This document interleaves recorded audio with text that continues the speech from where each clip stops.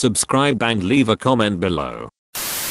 r/AskReddit. Ex-cons, what is the most ducked up thing about prison that nobody knows about? They take your mugshot. Last, suddenly Lindsay Lohan's mugshot progression makes so much more sense. Lots of officers sleeping on the job. I worked at a jail in mental health and once got trapped in a pod during a huge fight because the guard was asleep. I realize they work long hours, etc, but this particular individual was a consistent issue. The smell. My friend who is in a correctional facility in Michigan says it smells like openness 24/7. Don't get sick. You'll probably die a horrible death. Because they don't give the medication right. My uncle almost died because the prison put him on a non-diabetic diet and messed up his meds. He went into a diabetic coma and then billed my granddad for it. The most unlikely people are chess masters. This is like the most true shit I've read on this thread so far. Mayo. Some of those old cats just play chess all day and at deaf shows. In PC, the guys with really sick crimes compare them with one another. In fact, they don't necessarily get beat up because what they have done in the past. It's because they are bragging about it in the present.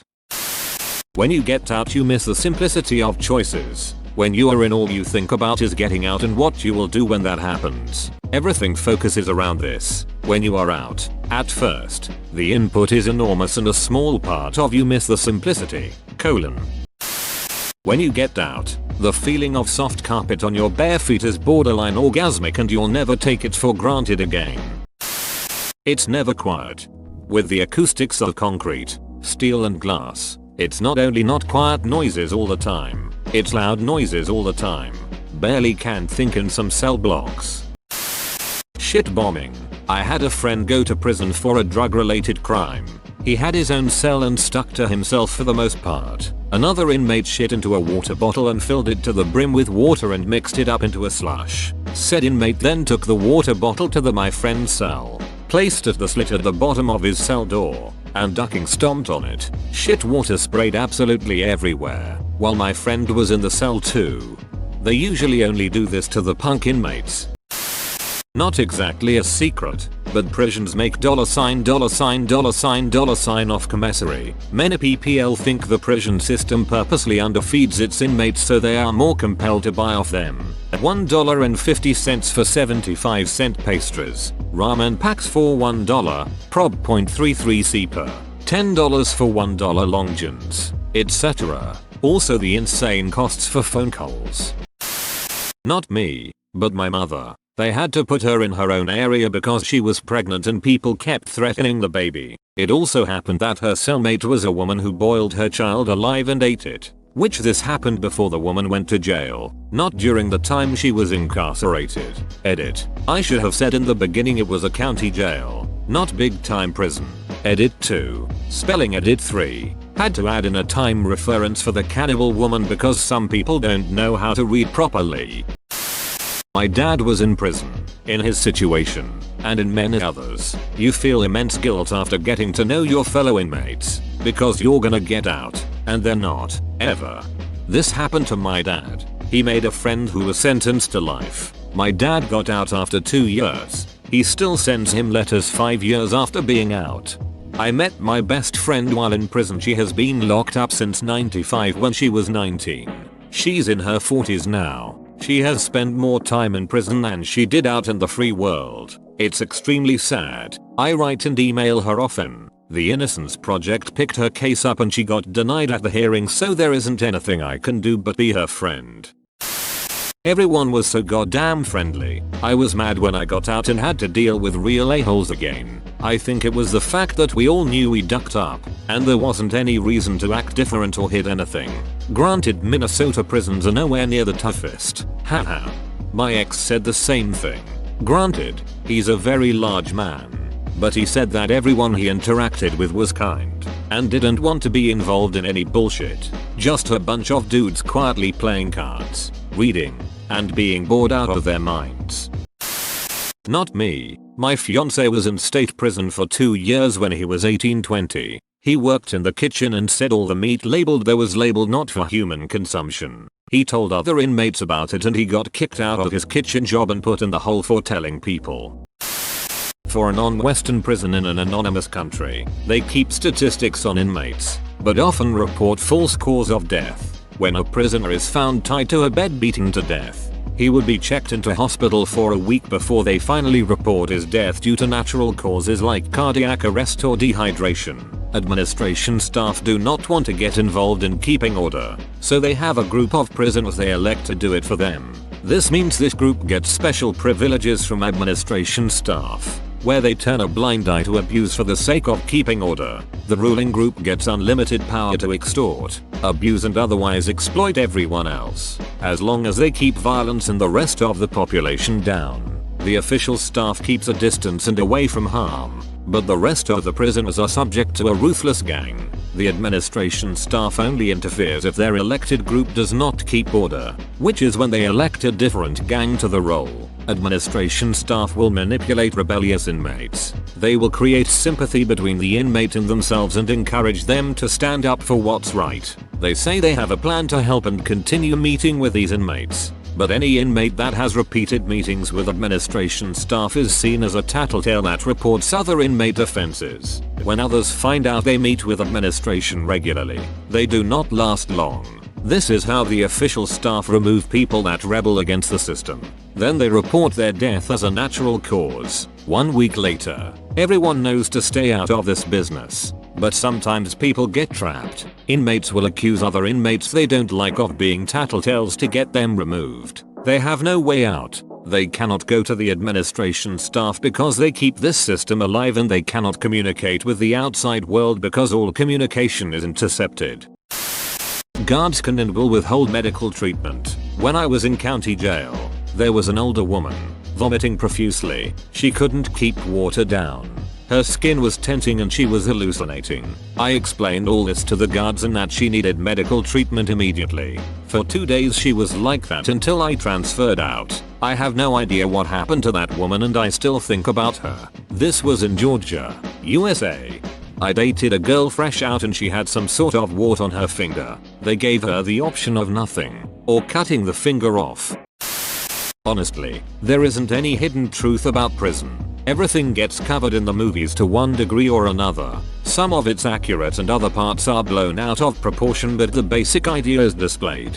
The thing that most members of the public don't get is that it's a soul-crushing and dehumanizing experience that 99% of the time just makes people worse. Our prison systems, in the West, aren't about rehabilitation.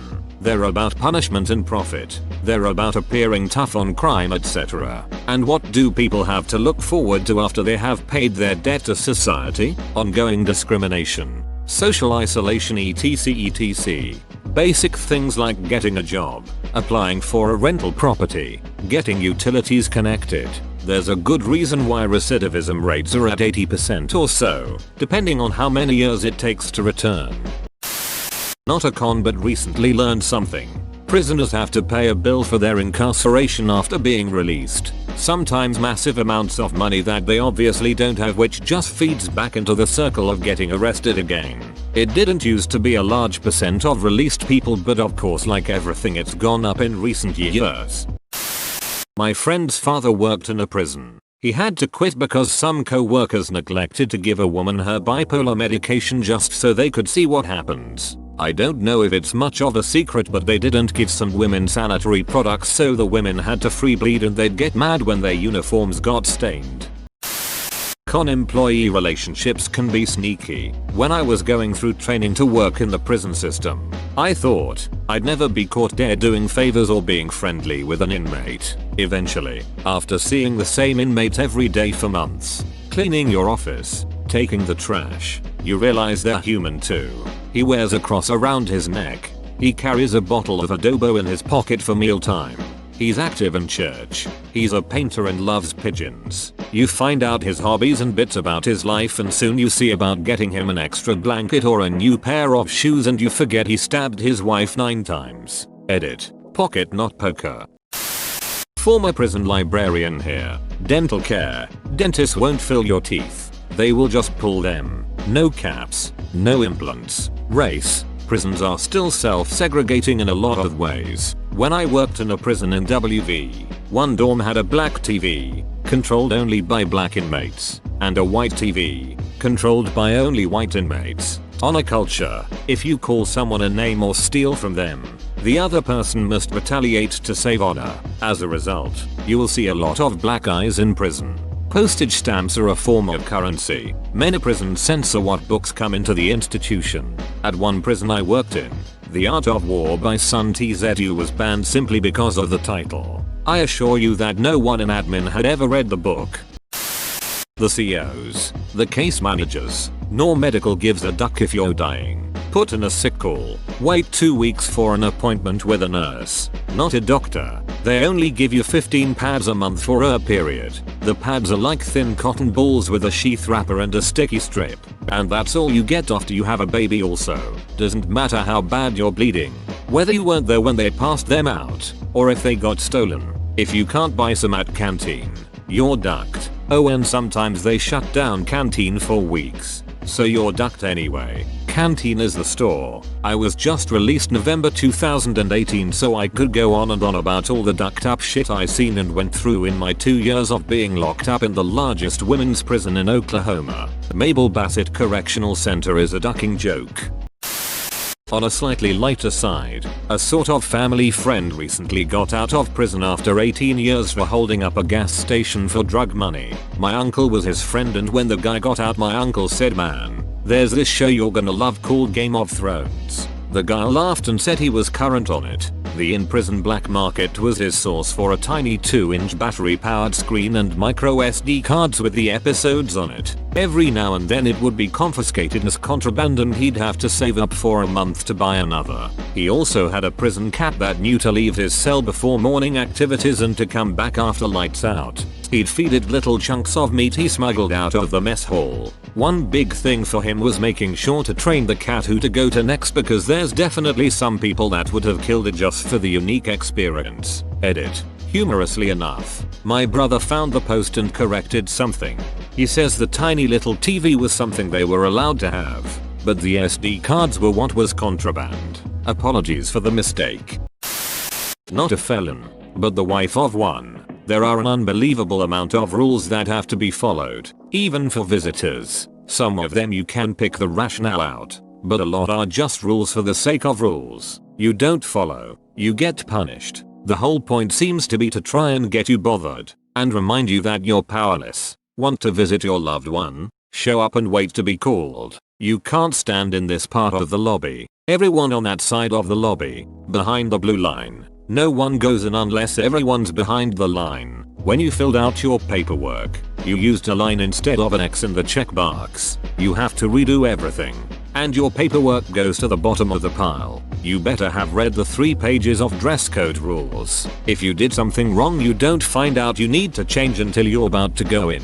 Hope you brought an extra outfit in your trunk, or you'll have to find a Walmart. You're wearing the same outfit you've worn the last 4 times you visited? Too bad. The HBIC on duty today says you have to change. The whole thing is like going through the TSA at the airport, except the disgruntled, power-tripping government employees follow you onto the plane and you don't actually get to go anywhere.